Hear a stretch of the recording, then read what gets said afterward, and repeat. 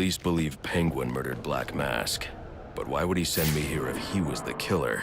It doesn't add up.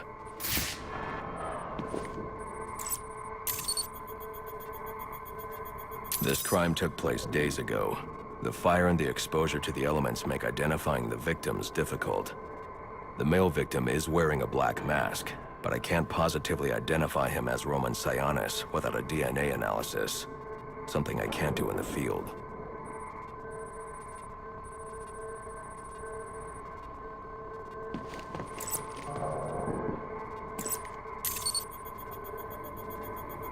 I can identify the female victim based on her fingerprints.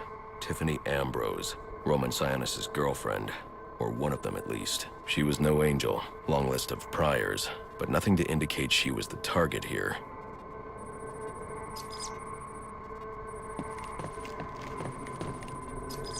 The fire spread as a result of a Molotov cocktail thrown into the room. It may have been intended to destroy evidence.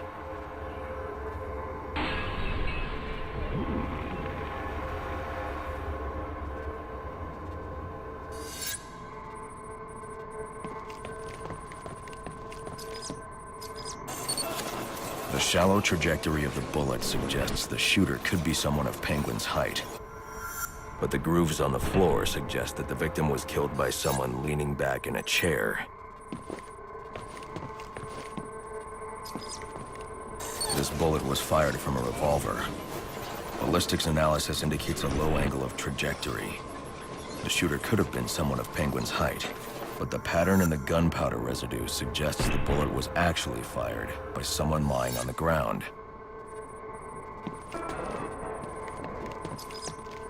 These fingerprints are a match for the Penguin, but they're on top of the soot from the fire.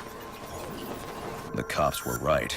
Penguin was in the room, but these prints prove he was here after the murders were committed. If he didn't kill Black Mask, who did? The only thing I know for certain is that Tiffany's shooter was lying on the floor. But why? These white streaks are shoe polish. Whoever shot Tiffany was being dragged along the floor. Besides the victims, there were two other people in the room. Tiffany's shooter, and whoever was dragging the shooter. The location from which the male victim was shot may tell me more. The DNA here doesn't belong to either of the victims. Whose is it? The fight broke out when someone startled the shooter. It's not clear who won the fight. It could have been either one of them. I should review the evidence to see if I can learn anything more about either the intruder or the shooter.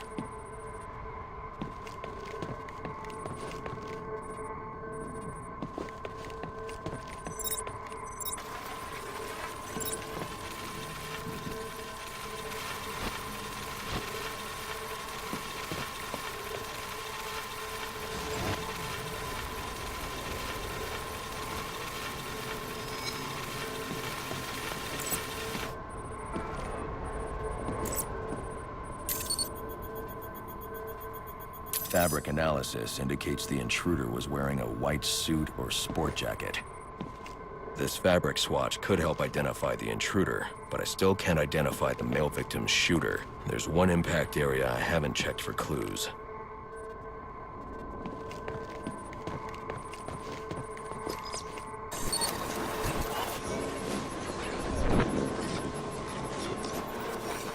This DNA is from the female victim. The level of oxidation suggests it's been here for several days. If I review the evidence, I may be able to find out what she was doing when she was attacked.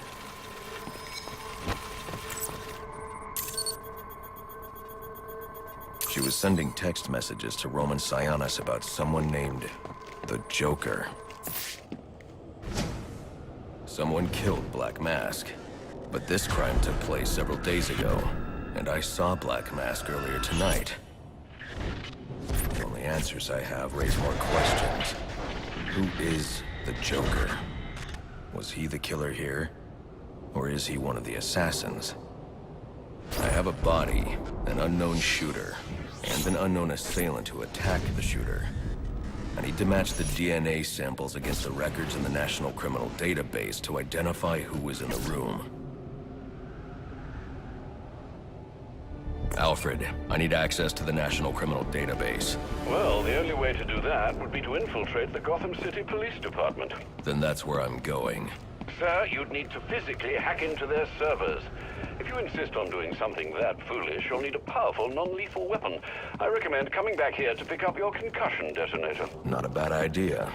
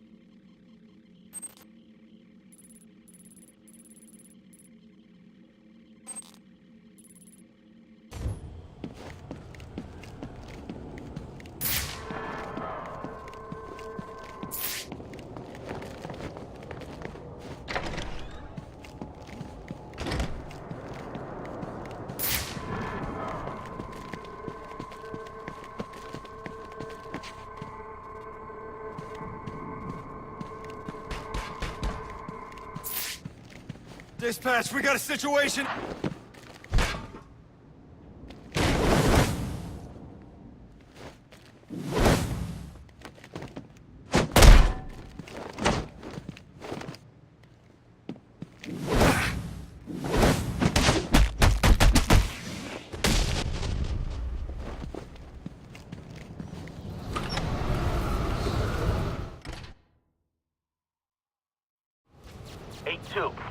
Come in, 8-2. Dispatch, Delta 4-4. Can you raise Delta 8?